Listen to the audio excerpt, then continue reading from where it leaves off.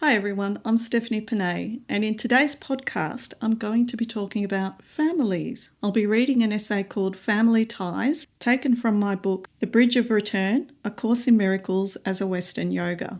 In particular, I'll be looking at why we have particular people in our family.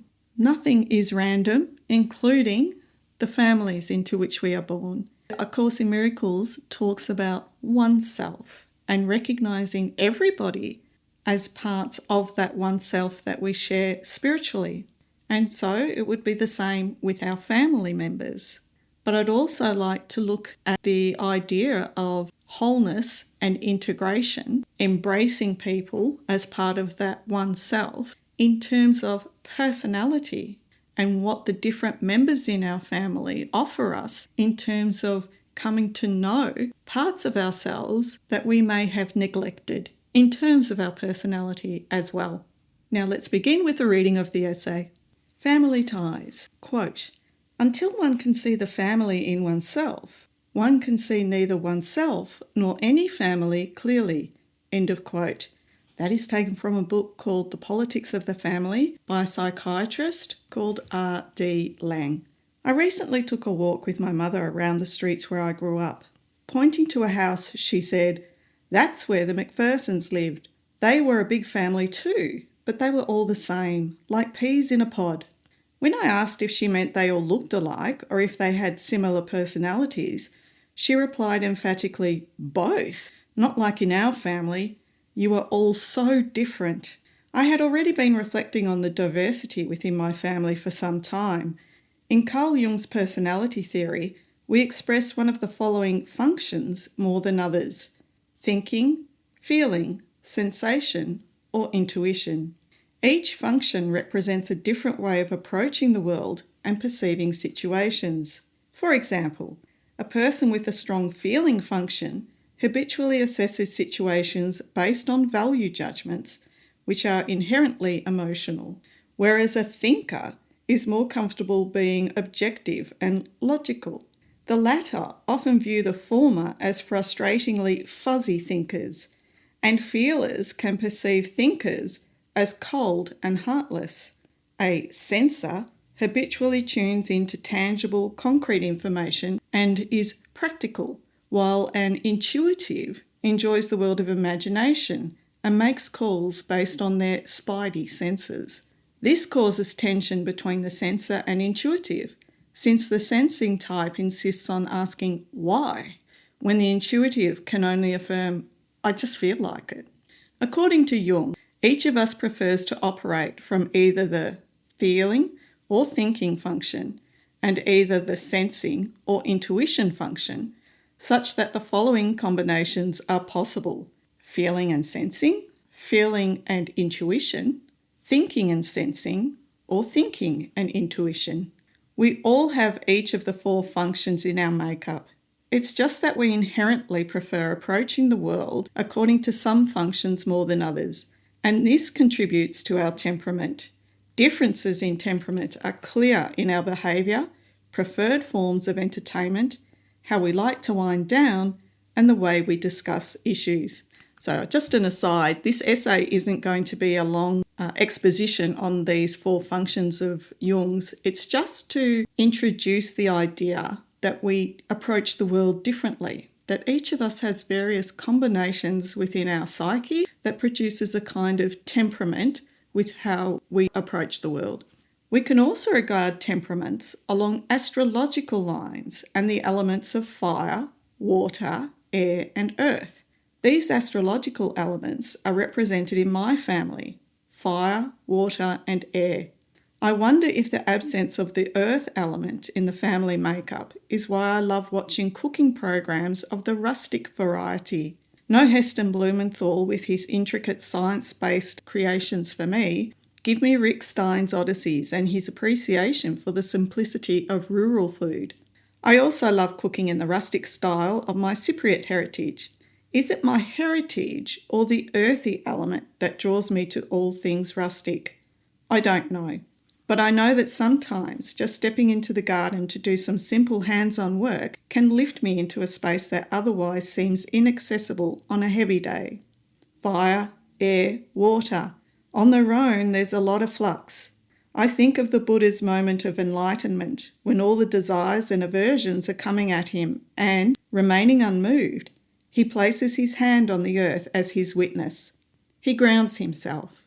Reflecting on all the above as I write, I recognise how the setting for beginning my bodywork career may have helped me in more ways than I had previously thought. When starting my business, I needed a place to work from and was fortunate to find another bodyworker willing to share her home space with me. She was a Taurian, an earth sign, and I loved working from her room. It had a natural warmth about it, as she did herself. Arriving for work, I'd often be greeted by her Labrador, who was officially larger than normal for the breed, but was a big baby, often walking around with a stuffed toy in his mouth. My colleague enjoyed cooking and gardening, and we'd often talk about how our herbs were growing. If she had baked some biscuits or scones, she would always give me some to take home. I realise now what a perfect environment I was in to begin my bodywork career. I was surrounded by the earth vibe, and I gratefully soaked it in. The practical, grounding nature of the earth element is essential for starting your own business, and I had a helpful mentor for integrating that aspect of myself, for valuing it. Subtitle: Different Strokes. The helpful thing about concepts such as Jung's is that we can approach personality differences with tolerance and understanding rather than judgments about right or wrong.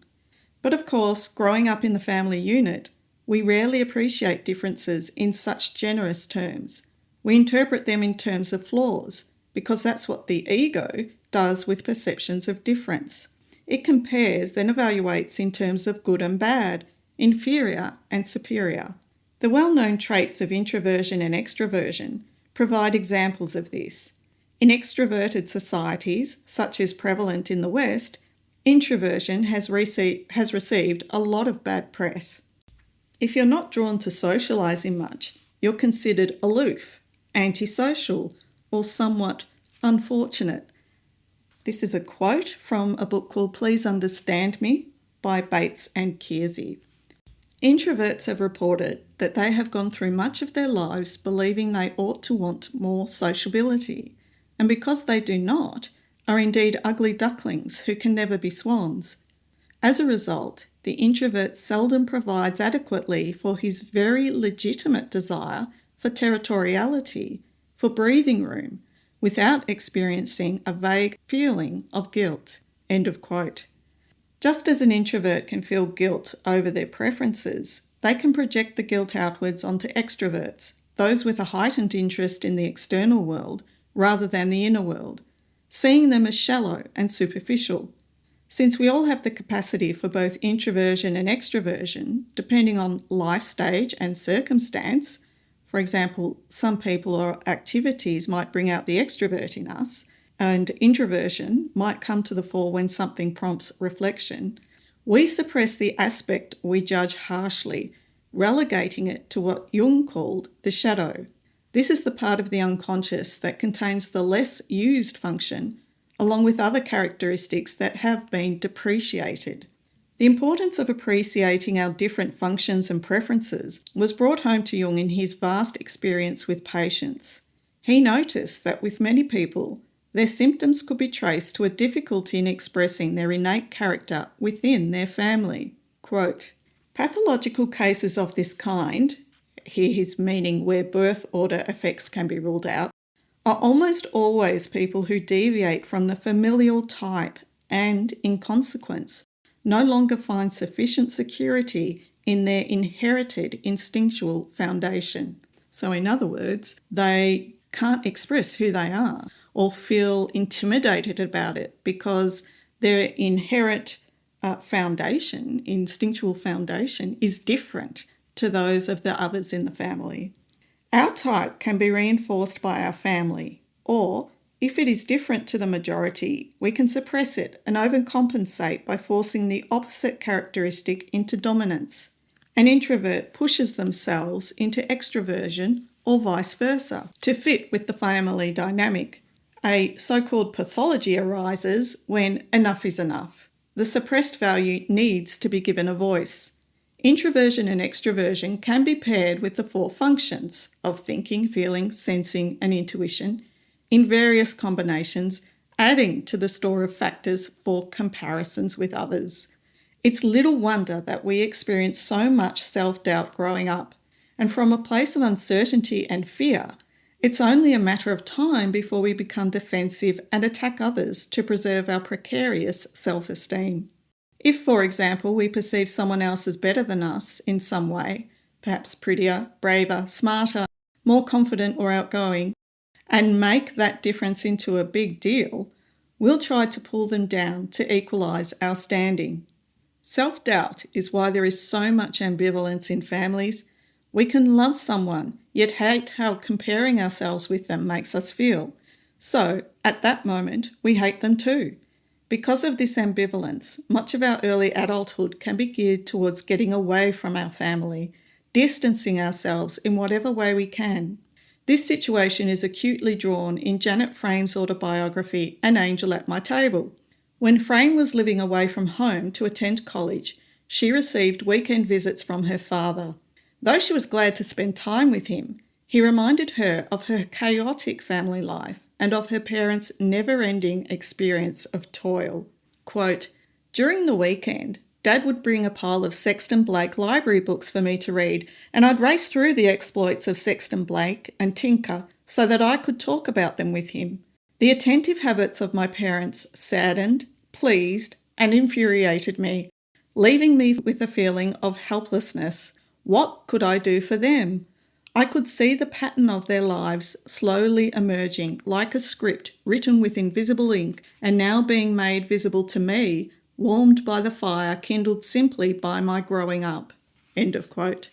While Frame was generally a happy child in her early years, easily distracted and amused by her imagination and games with her siblings, the facts of her home life, her mother's misery, her father's temper, the family's poverty and internal conflict, became clearer as she grew older. She longed to be rid of her contradictory feelings of love and hate, pleasure and pain regarding her family. Quote, "I could see, too, an illumination produced by that same fire, the fire of growing up, the shadows emerging as recognised shapes of a language full of meaning for me, the language of the love and loss and joy and torture of having a place fast within a family when all my awakening longing was directed towards being uprooted quickly, without leaving behind a cluster of nerve endings, broken threads in danger of being renewed." End of quote. The irony in wanting to be rid of family ties is that because we want to be rid of them, we can't. Our wanting means that we haven't resolved our ambivalence, our grievances. And so even though we might distance ourselves physically, our family-based issues will be projected onto every other significant relationship we experience, including that with our own body. Subtitle: Motorhomes. In his book, Politics and the Family, psychiatrist Ronald David Lang gives a fascinating account of how psychological identification with family members can be represented in the body. In one case, a 23-year-old man experienced his body as being made up of two distinct sides which didn't meet. His right side was masculine and older than the left side, which was feminine. Growing up, there had been a lot of conflict between this man's parents, who displayed an ambivalent attitude towards him. His mother disparagingly told him he took after his father and that his father wasn't a real man. Likewise, his father told him he took after his mother and that she wasn't a real woman. If Lang's patient was just like both of his parents, but neither was a real man or woman, then what was he? Issues around masculinity and femininity and the conflict between his parents had been projected onto his body such that he experienced an acute sense of being physically divided. During my bodywork career, I came across people with similar relationships to their body. Rolfing, which was the name of bodywork I did, is also called structural integration, reflecting the goal of integrating movement with the body's core so that the body functions and feels as a whole, rather than an assembly of independent parts. Some clients felt a distinct lack of connectivity and coordination between the left and right sides of their body, though such a lack wasn't apparent to observers. Being such a strong part of their experience, however, the dissociation likely had a strong psychological component. Since our family has a profound influence on our sense of self, we are, after all, embedded in it, we can imagine its members as parts of ourselves, literal members of one large organism. Some members are practical, others smart or loving or independent, according to how we perceive them, and together they contribute to an image of completeness. When Lang asked a patient who, what or where the centre of their family was, they replied, "My family was like a flower. Mother was the centre and we were the petals. When I broke away, Mother felt that she had lost an arm. They," meaning his siblings, "still met around her like that." End of quote. I recall someone who felt her right leg was disconnected from the rest of her body. Did her leg represent a person who was part of her internalised family and thus part of her sense of self? Was that person no longer present in her life, hence the acute anxiety over her leg's perceived disconnection? Perhaps the relationship between sense of family and sense of self is why some people cling to the idea of family so much. My father once told the story of how, one New Year's Eve, he had been at his sister's house for a party. Late into the night, he asked her if it was okay if he went to a friend's place to play cards. His sister swiftly took off a shoe and hit him with it. "You want to go play cards with friends rather than seeing the New Year with family?" He didn't ask twice. Subtitle: The In-Group. Reflecting on the similarities among the Macphersons, I wonder if they escaped the uncertainty and conflict associated with a family full of different personalities. A difference-free family is impossible. No matter how alike children and parents are in temperament, there will always be numerous other differences for generating comparisons. Differences such as birth order, age, and gender, just for a start. Sibling rivalry is a given, but the Macphersons probably escaped a degree of intra-familial conflict that contrasting temperaments add to the mix. The temperament issue is, however, still relevant to a peas-in-a-pod family. It's just that the main challenges are likely to be experienced between the family and outsiders. I think of the Kerrigans in the Australian movie The Castle. A frequent activity of the father and his two sons is to sit at the kitchen table, scanning the local trading post to find bargains. The three seem of like mind as they enjoy the ritual of announcing the asking price, then singing in unison, "Tell 'em they're dreaming." It's hard to imagine the brothers being comfortable or certain outside the family in the big wide world of varying temperaments.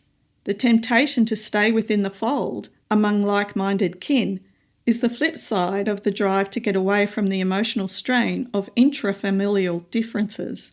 The child psychiatrist Donald Winnicott described a similar situation which occurs when an absent parent, who therefore isn't available for daily scrutiny, has been idealised.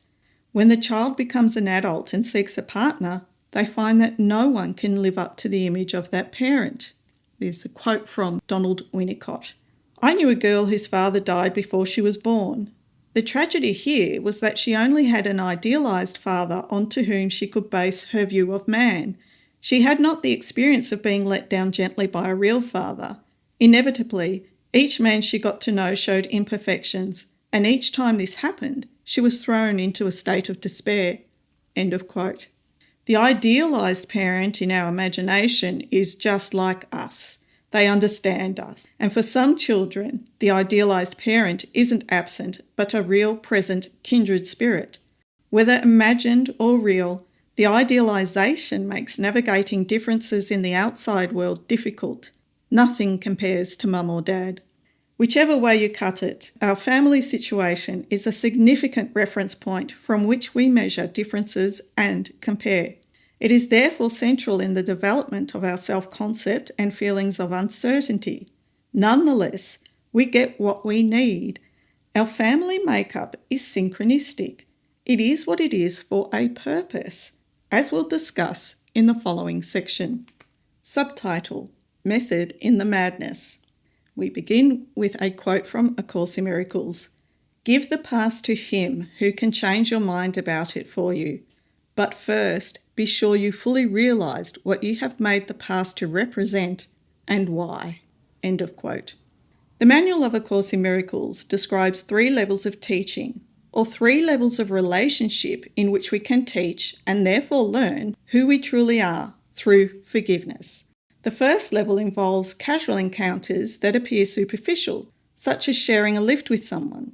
The second involves a more sustained relationship, quote, in which, for a time, 2 people enter a fairly intense teaching-learning situation and then appear to separate. End of quote. The third level relates to family members and others with whom we develop a lifelong relationship. And here is a quote from that section in the manual. "These are teaching-learning situations in which each person is given a chosen learning partner who presents him with unlimited opportunities for learning. These relationships are generally few because their existence implies that those involved have reached a stage simultaneously in which the teaching-learning balance is actually perfect. This does not mean they necessarily recognise this. In fact, they generally do not. They may even be quite hostile to each other for some time and perhaps for life. Yet should they decide to learn it, the perfect lesson is before them and can be learned." End of quote. The Course emphasises that there are no accidents along our path of healing. We meet because together we have the potential to experience a holy relationship, which means we are ready to learn equality, essential sameness, and shared interests, undoing the ego's lessons of separate competitive interests. Quote, "Even at the level of the most casual encounter, it is possible for 2 people to lose sight of separate interests, if only for a moment. That moment will be enough. Salvation has come." End of quote. Salvation is realisation of our wholeness and holiness, our unified spiritual self. Yet the ego designed families, indeed everything in this world, to be used for emphasising differences and competing interests. We first experience our family when we are at our most dependent physically, psychologically, and emotionally. The human infant is so desperately needy, yet so utterly helpless. And of course, there's only so much attention, love, money, or affection to go around. Everyone is a rival. Everyone is other. The greater the emotional intensity linked to an experience, the more entrenched it becomes in memory. The lessons learned in infancy and childhood are therefore stark and resilient, the relationships intense. Since the ego uses the family setup as a foundation for perceiving and emphasising differences, competing interests, and feelings of deprivation, healing our grievances with family members is a potent means of undoing our ego identification. Subtitle: Moving on. Instead of trying to make up for the past in the present, the Holy Spirit will help us undo the lessons of the past by helping us see it in a way that emphasises sameness and equality. The Holy Spirit shows us that behind all the differences we perceive among us lies the same content, the same belief in separation, and the same need to awaken to the safety and certainty of our whole spiritual self. The Holy Spirit also helps us reinterpret unkind behaviour, such as favouritism and bias, as expressions of fear rather than attacks, a person's attempt to shore up their own poor self-esteem and uncertainty, having first identified with the ego. This is something we can all relate to. Whenever we find ourselves dwelling on a difference, it represents something unforgiven in our past. This is when we can make huge strides by asking for help to remember our shared need. By practicing forgiveness with our family, we also integrate the temperament, functions, and talents its members represent, thereby truly experiencing the wholeness of our personality alongside the wholeness of our spiritual self. This is why family members often appear in our dreams. They symbolise aspects of ourselves that are calling for acknowledgement, forgiveness, and integration. Shortly before my elderly father died, I dreamt he was in the backyard of the family home, busy constructing an extension to the house on a beautiful sunny day. He paused, laid down his tools, and started praying to Jesus. His eyes were open and he was so happy as he spoke out loud about all the wonderful changes he was making for the family. Looking back now, I think of how forgiveness can be likened to renovating the inner family home so that as we get older and disperse, the house doesn't disintegrate but becomes transformed, larger, more encompassing. As we accept our sameness and our shared self, the spiritual self, the family as we knew it is replaced as our psychological orbit by our relationship to our inner teacher. From this new centre, there is no specialness or uncertainty, no comparisons, and everything becomes family. And I end with a quote from A Course in Miracles. Make this year different by making it all the same, and let all your relationships be made holy for you. End of quote. That is the end of the essay. Thank you very much for listening. Tune in again. Bye.